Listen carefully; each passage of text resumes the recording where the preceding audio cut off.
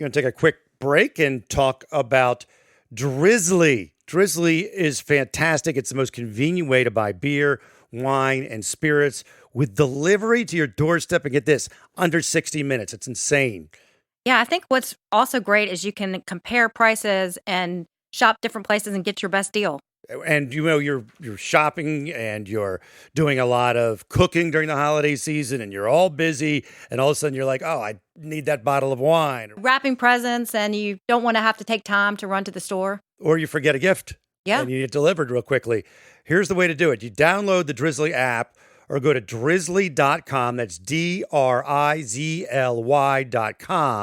And Drizzly is giving every new customer $5 off their first order. What's that promo code, Seaton? FAST5 at checkout. FAST5 at checkout. It's drizzly.com.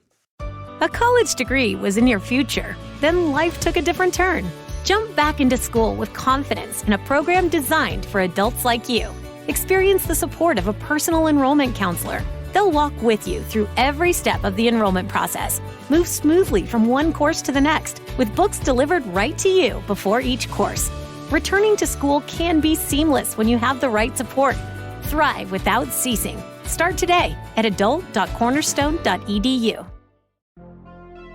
Impact of Influence, the tragic story of a powerful South Carolina family and the mysterious deaths that they are linked to. Thank you so much for joining us again. It's been a huge success so far, and we're very thankful for that, And Seaton started this whole ball rolling more than a year ago when she started following the boating accident that we'll be talking more about in just a moment. So thank you guys so much. Keep rating and commenting and sharing so more and more people can hear the podcast. And if you want to chime in about things you know or hear, reach out to us. For those who haven't binged the beginning of this, I will run down a quick rundown for you, and then you can go back and listen. There's a couple of episodes about the Stephen Smith hit and run that occurred in 2015, which was ruled a hit and run, I should say, in 2015. But there's questions about whether that was really a hit and run by people involved and authorities, and it has since been reopened because of information they found with the murders of the two Murdaughs just a few short weeks ago. So I'm going to go back to that in a second. So 2015, you have the Stephen Smith alleged hit and run. And then we move on in the Murdaugh family connection to the 2018 accident where Gloria Satterfield, believed to be the housekeeper of the Murdaughs, falls and dies. There's no, again, any of these things we're telling you in the timeline, there's no charges. There's no one indicted on most of these until we get to the boating accident. But just the Murdaughs have some connection. And you can go back and see what that is. 2018, Gloria Satterfield, the housekeeper, falls and dies somewhere on their property. 2019 is the boating accident, which we're going to dive deeper into in a moment, where Mallory Beach is killed and Paul Murdaugh is charged with 3 felonies. And then on June 7th, 2021, Alec Murdaugh finds his wife Maggie and his son Paul dead, murdered at their hunting property in South Carolina. So that is where, like a brief synopsis of the timeline. As I said, you can go back and listen to those podcasts about each of those individual events. Now, news has come out about the boat crash that happened in February of 2019, more than what we had just reported on in one of the previous episodes. And a lot of this is coming to the forefront because one of Connor Cook's, who was one of the passengers on the boat, the 17-foot boat that was carrying 6 passengers that crashed into the bridge in Archers Creek near Paris Island, where Mallory Beach was flung from the boat and went missing. Eventually, the body was found. Eventually, as I said, Paul was charged with felonies. Obviously, that case came to an end when Paul was murdered, but Connor Cook's attorneys are looking into the case to determine if there was collusion and trying to blame Connor for driving the boat. Was there a cover-up? Was it not an appropriate investigation? And all those things as they look to head towards some sort of civil suit possibly, and maybe even a state indictment on the Murdaughs for part of a conspiracy. That's down the road. So, Seaton, brings us new information, thanks to the Freedom of Information Act, FOIA, that DNR was forced to release. They came out a week ago. We've been sifting through all the stuff. We're getting more. We'll probably have another episode once we get through all of the documents. Let's begin this episode, other than what I just told you, begin the episode with what we know about the day and evening of the fatal boat crash that killed Mallory Beach, where Paul Murdaugh of the very influential and famous Murdaugh family was charged with 3 felonies, and the boating accident now under investigation to see if there was any conspiracy, any cover-up, just a messy investigation, etc. So what do you want to, let's set the scene here a little bit. Let's go with that, Seaton.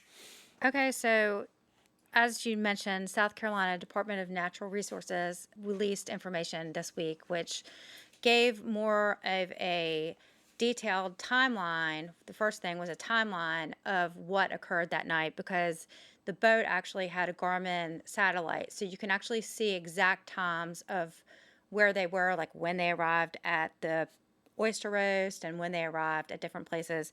One thing looking at this timeline that I find really interesting is they left the party at 12:11 a.m. and the boat almost collided with the Woods Swing Bridge at 12:35 a.m., which we had mentioned prior to the fatal boating accident that they had almost run into a sailboat. So they had 2 near misses before running into the bridge. Right.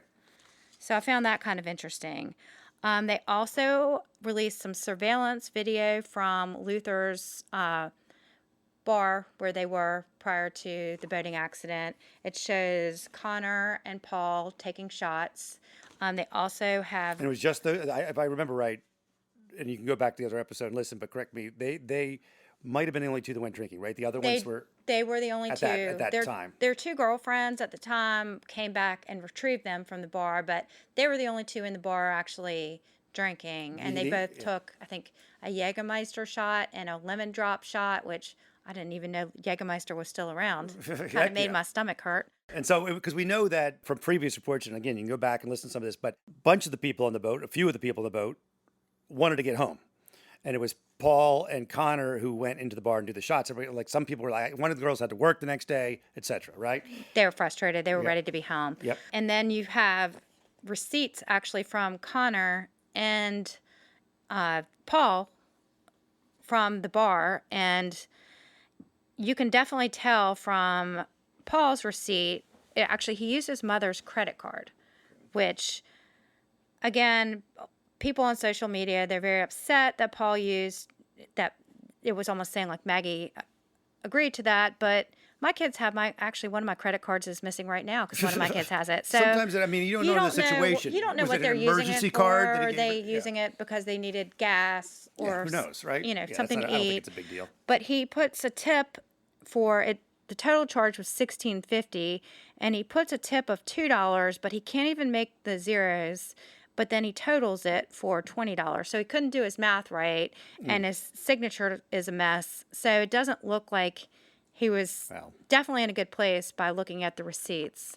And then there's a video taken from the dock of them walking down towards the dock.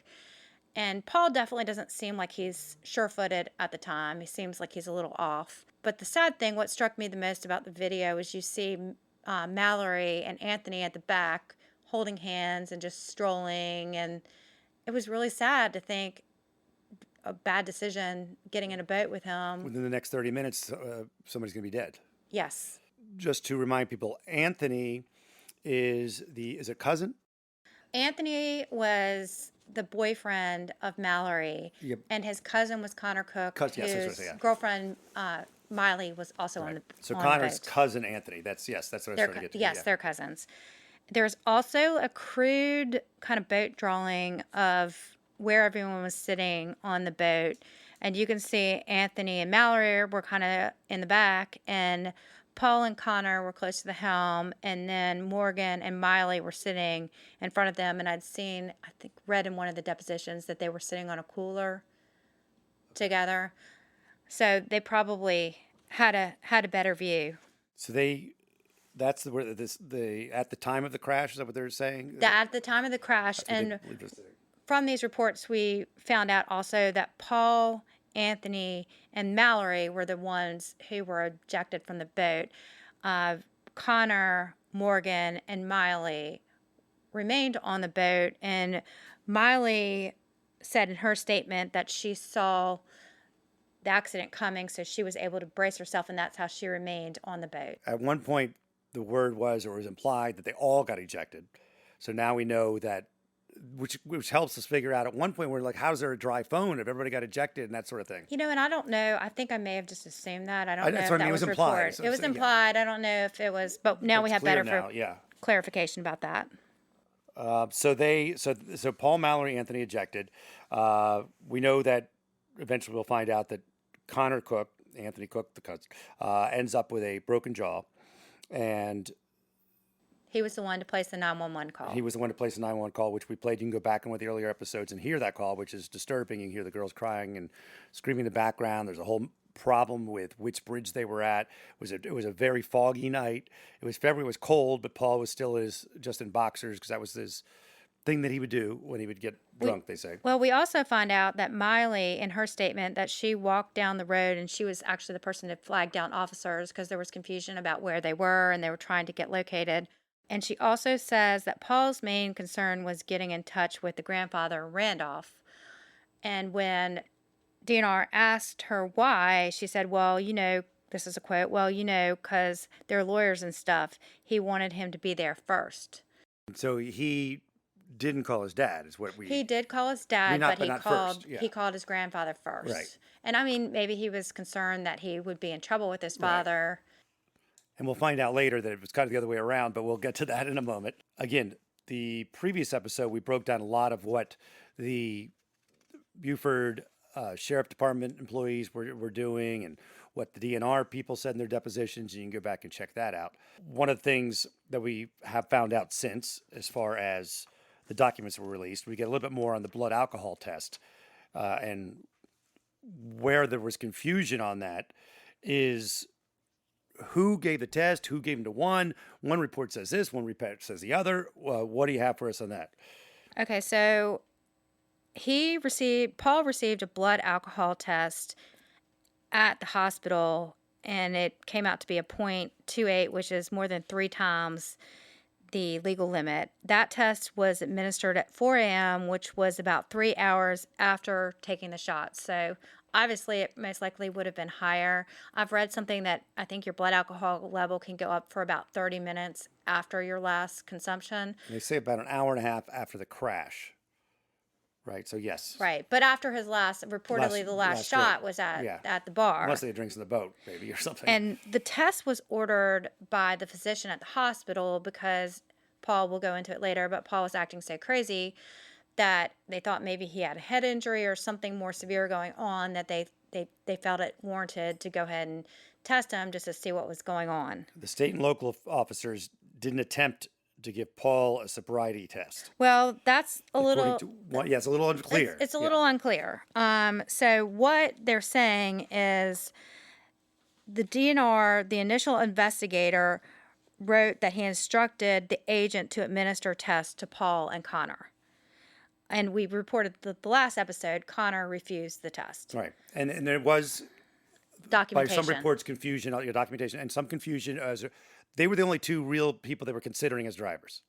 Yes. You only hear those 2 names mentioned ever as possible drivers. And Paul had driven the boat, or Connor had driven the boat at times during the evening when Paul had left the helm of the boat to have conflicts with his then girlfriend.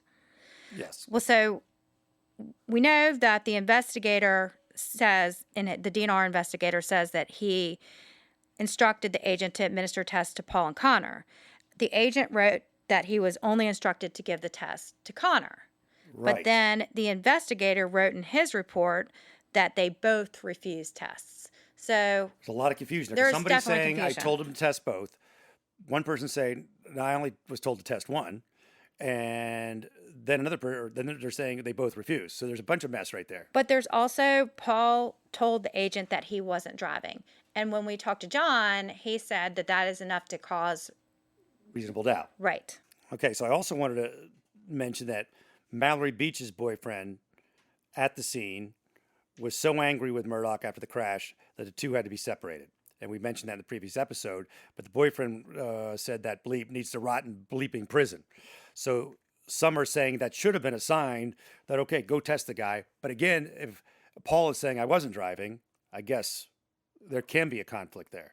The Beaufort County Sheriff's Office declined to give sobriety tests. In the depositions, they said, hey, it was DNR's game. I think that's true. It was DNR's game. I think they were there to assist, but DNR had jurisdiction being a boating accident. So I think that's absolutely true. And then, of course, at the scene, we mentioned before, it's worth repeating again because we're going to get into this, that an officer actually had to go in Paul's ambulance because the quote was he was acting like a fool. Well, and they actually, Miley, Connor, and Paul all rode in an ambulance together. Which is interesting because they always made it sound, the things you would read and things you would see would say that Paul was acting a fool, but maybe that's still I think he was. I think he was. I mean, there's all the reports say he was. And Morgan, Paul's then girlfriend, she rode in a separate ambulance, and she was the first one to arrive at the hospital. All right, take a break for a moment. Talk about a new concept in glasses, sunglasses, contact lenses, and eye exams. I'm talking about Warby Parker. I've been using them even before they signed on with us. Love the free home try-on program. It's awesome. Yes, this is the first time I've tried Warby Parker, and you get to order 5 pairs of glasses, try them for free for 5 days, and there's no obligation to buy. They ship for free, including a prepaid return shipping label. Yes, and I took the quiz, and I found out I needed wide. They have everything from extra narrow to extra wide. Yes, and the quiz helps you, and the selection, amazing. When I show people the Warby Parker app that allows you to do a virtual try-on, they are blown away. Remember, don't let your FSA and HSA dollars go to waste. Put them to good use in Warby Parker prescription glasses, prescription sunglasses, contact lenses, and eye exams. Glasses start at $95, including prescription lenses. Warby Parker is committed to providing exceptional vision care online and in stores. Try 5 pair of glasses at home for free at warbyparker.com/Murdaugh. That's warbyparker.com/Murdaugh, Murdaugh. We did it again. Verizon was just named America's most reliable network by Root Metrics for the 16th time in a row, proving once again that nobody builds networks like Verizon builds networks. That's why we're building 5G right. That's why there's only one best network, Verizon. Best and most reliable based on Root Metrics reports from second half 2013 to first half 2021 of 3 operators on all network types combined, not specific to 5G networks. So let's go to the hospital. Ready to go to the hospital now? Let's head over to the hospital where the Paul Murdaugh and the other people on the boat are there. And it's about 10 minutes later that Paul's father, Alec, and his grandfather show up. Because, again, we know that the grandfather, Randolph, had been called from the scene. Probably the dad called too. But either way, they were there about 10 minutes after they all arrived. That's the timeline I have. And we now have statements from about 9 people from the hospital, 9 members of the hospital personnel. You have a charge nurse, you have Connor Cook's nurse, you have a security supervisor, you have 2 security guards, you got Paul Murdaugh's nurse, you have a triage nurse, you have the Paul's girlfriend's nurse, Morgan, an ER tech, and there's another nurse. So there's a lot of people with statements about what happened that night at the hospital. And I think the best way to start is just painting the picture of Paul. And by all accounts, Paul was very drunk and belligerent. Well, he came in just wet boxers. There's that. He showed up in February in wet boxers. Mm-hmm. He was cursing at the staff. He would disconnect his monitors, even though they told him not to, and walk around, leave his room. He told one nurse at one point he had 5 or 6 beers. Then he changes it to, I've been drinking and doing drugs all night. Right, which that was kind of interesting because the toxicology report came back only alcohol, but there were no drugs found in his system. So I don't know if he was just so out of his mind. I read in another deposition, I think that he had done drugs, said cocaine. I don't know. But it wasn't in his body. We But it found the body wasn't. It was wasn't on the toxicology Yes. report. And so who knows what he said? Because they already said that if you read through all these nurses and security guards, there are times where he will say something and then a few minutes later, he's not even sure what he said. He forgot. And forgot. his own nurse described him as a, quote, one of the most arrogant teenagers to come through the emergency room. That really is saying something right there. And we know from these reports and these statements that Paul would leave his room, as I mentioned, take his monitors off, and he would stroll over to his current girlfriend at the time, I guess, his girlfriend's room where she was in the ER. And Morgan would, according to the statements, be kind of bothered by that. Right. I don't think she wanted anything to do with him. And we could talk about Morgan later, but I think she had told a nurse or two that she was going to break up with him. But another thing, so Laura Kent, she was an ER tech, said when she asked him for a urine sample, this is a quote, he smiled at me and asked me if I was going to hold it for him. When I went back into his room, he pointed to my butt and said, "Oh, wow, that's nice." Mm-hmm. And she also reported that he showed, quote, no remorse, quote, no concern about the other voters. So this guy is acting like a jerk, and I know you don't want to pile on a guy that was murdered, but this needs to be part of the story.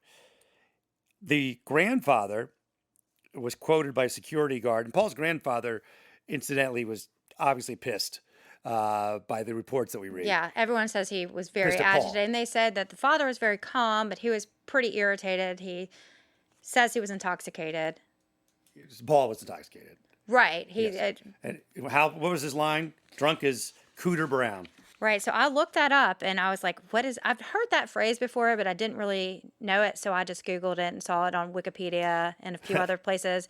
So I guess back in the Civil War, there was a guy named Cooter Brown who had relatives on both sides of the fight. So he didn't want to be involved. So instead of Picking a side, he just decided to be drunk the entire Civil War. So that's where the saying comes from. So that's where the saying. I guess there's a famous bar down in New Orleans named that, and okay, maybe elsewhere. But nice side tidbit. Yeah. But yeah, Paul's grandfather was quoted by the security guard and say Paul was as drunk as Cooter Brown. He also told Paul to shut the bleep up at one point. So Paul is just being a jackass during this whole time. And he's talking a lot. His father is continuing to tell him to make sure he keeps his mouth shut. Now, speaking of his father, let's go to Alec and what's happening through the statements from the hospital staff. What is his behavior like? I know one of the things is that Alec Murdaugh's behavior is called by one of the nurses, his behavior troublesome. And they even told Alec either leave the ER or stay in your son's room. And the nurse even told security to keep an eye on Alec. And that's because he was kind of... the way I picture it is him moving around from room to room, trying to find out where the other guys are, the kids are. So the charge nurse, Linda Bluntz, in her statement is quoted saying, she observed Paul's father trying to get into Morgan's room. Miss Blunt stated that Paul's father was advised to go back to his son's room or leave the ER. Miss Blunt stated that she smelled alcohol on Paul's father. Miss Blunt said that she told a hospital security guard to keep an eye on room 15, which is where Morgan was, did not want any visitors. Miss Blunt stated that she recalled having to tell Paul's father multiple times to stay in his room. He was even looking at, there's a board, I guess, that tells you where the kids or the ER patients are going, and he was trying to get to look at that board and see where everybody was being moved. In fact, he was able to grab Connor as they were going to give Connor his CT, right? The CT scan, and he stopped Connor. And the quote from Connor's nurse is that Alec told Connor, quote, they were going to figure everything out. Right, and he also spoke with his parents, and that's when, I guess, Connor gave his statement. And he said, I remember seeing the bridge, and that's about it. And there were reports that, I guess, Alec, said that he was in charge of these kids. He told people that. I know we kind of had a discussion about that. Was he helping these kids, or was he... Yeah, covering for his son. It's there you can guess what his motives were, but we don't know what his motives were. It's possible that he's protecting his son at all costs. He's an attorney too. It's also possible that he's protecting the kids, not kids, they're young adults, from saying something that might be used against them because they're all drunk, they're all shook up. The cops are interviewing or trying to interview them, and so. But it's strange because all the nurses, like Paul's nurse is quoted saying, "I got the impression that the concern was staying out of trouble Yes. rather than what occurred." Right. But does that mean keeping Paul out of trouble or keeping all the kids out of trouble? Exactly. And that's what we don't know. I mean, I think your allegiance obviously would go to your son. That's my inclination, but Right. Yes, I mean we don't know. We to guess somebody's motive is a little difficult. You can make that leap. However, we don't know for sure. And he was outside of Morgan's room saying, "I need to tell her what to say."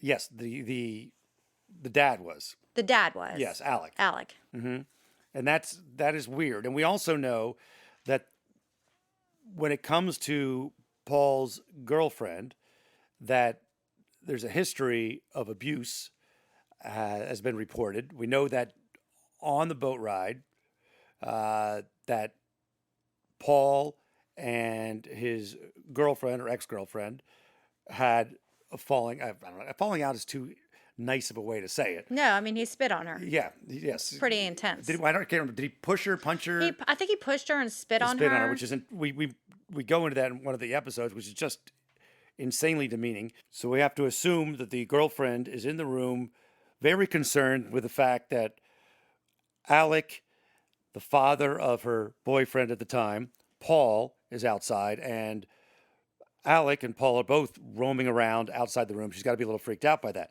So you have one of the statements about what was going on. Right. So one of the documents provided by DNR was a statement from Miley's nurse, Hannah Flynn, and she actually overheard a conversation that Mr. Murdaugh was having in which he states, and this is a quote, "She's gone, baby, she's gone."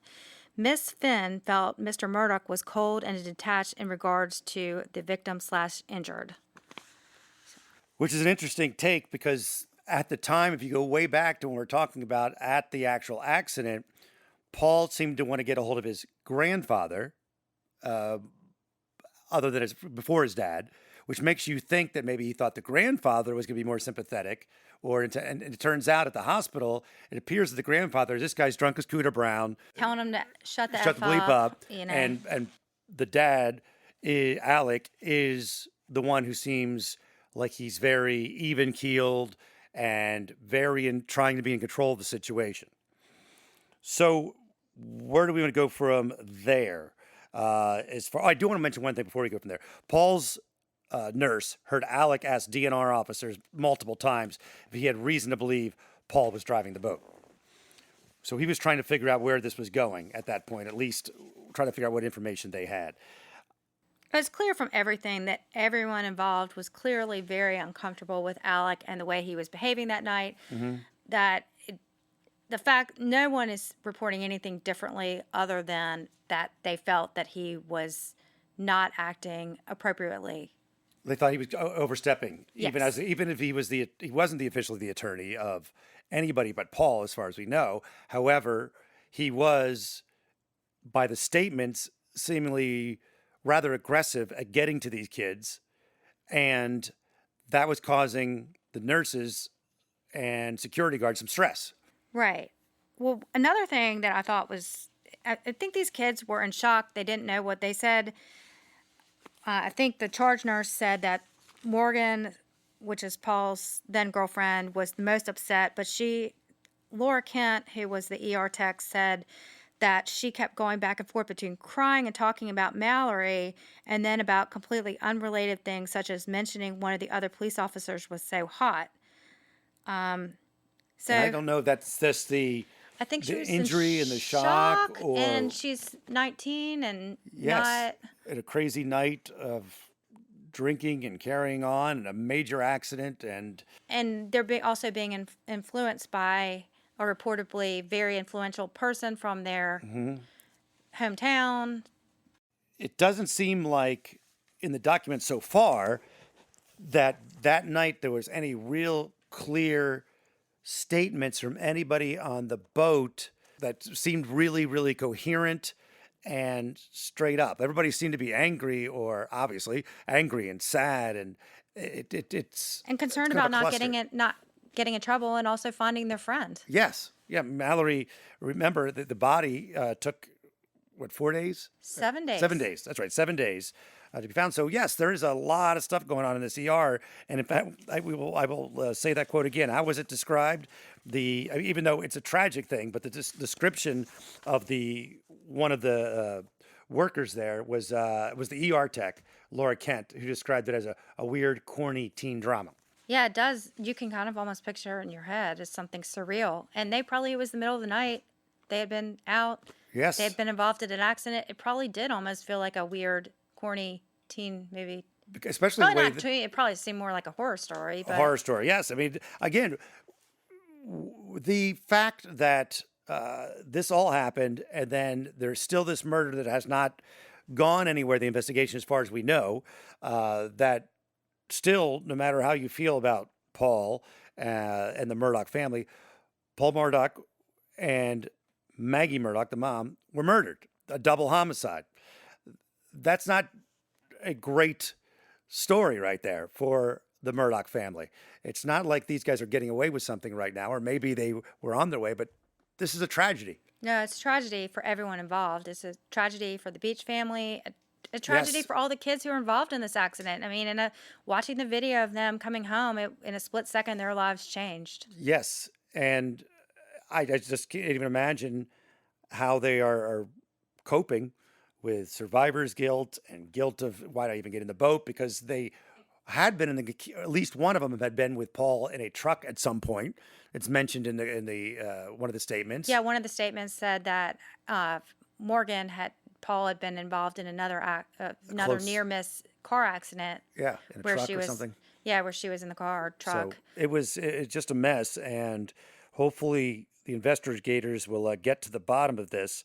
We painted the picture there for you. The homicides, nothing has come out yet. Any statements about that? The hit and run, which you can hear about with Stephen Smith in one of the episodes, that investigation was reopened, but we have not heard anything about that yet. So those two investigations are out, and also this it's not technically an investigation, I guess, because it's the Connor Cook's family preparing for a possible lawsuit. Right, but also the grand jury, the alleged grand jury. Alleged, So it yes. is, I do think it is an investigation. Yeah, there's a lot going on.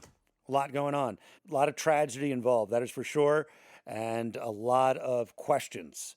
And we will continue to sort through them for you and get them to you. We're taking from all kinds of sources, including the actual documents, which we got, and the Island Packet and Charleston. Post and Courier? Yes, and Fitz News. So they're all doing some reporting, and we're bringing it all to you. We hope you enjoy it, and we hope to have more answers and another episode coming soon. Thank you again for your amazing support. More than 1 in 3 people will face cancer in their lifetime. Unfortunately, fear can stop you from getting your cancer screening, but it won't stop cancer. Early detection can save your life. Don't wait for symptoms to appear to act. Cancer screening is safe, effective, and accessible for everyone, including free or low-cost screening programs. Go to cancerscreeninfo.com right now for free screening resources and recommendations from the American Cancer Society. Don't wait. Early detection can save your life. Go to cancerscreeninfo.com today. Cancerscreeninfo.com. Hear that? Is that America cheering or a sausage patty sizzling to perfection?